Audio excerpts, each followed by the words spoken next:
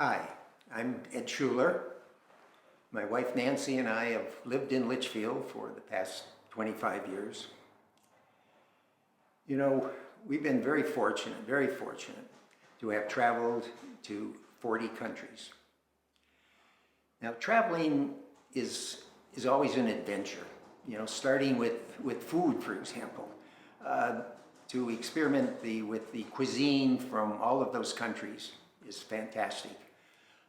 There's also the ruins and architectural features in countries, churches, synagogues, temples.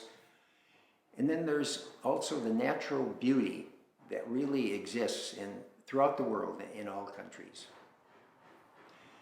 But when Nancy and I sit down and decide where we're going next, planning that trip, and thinking of the challenges of travel, as most of you know. I mean, it's the airports, the TSA, but at the end we look at each other and say, it's the people. It's the people that really do motivate us to come, to meet and talk with the local people as much as possible.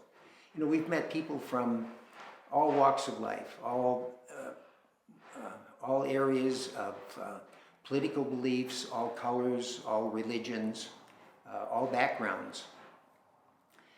And we've even have met people in Italy who actually live in palaces. And at the same time, at the other end of the spectrum, we've talked and we've met with people in some of the poorest countries in the world, like Uganda.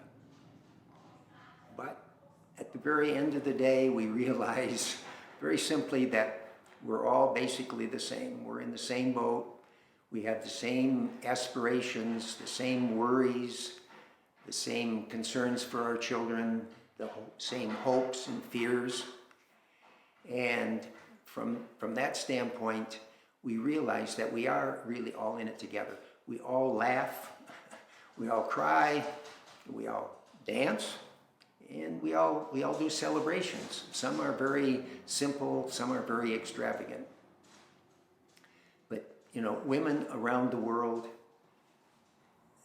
they all want to have a pretty home. They want to, sometimes it's simply finding a pretty stone and to put it in the house. But women everywhere are kissing their children at night. People are helping each other, neighbors. And at the end of the day, you realize that it's just one big family out there. And unless that family works together, the planet's not going to work out. So what do?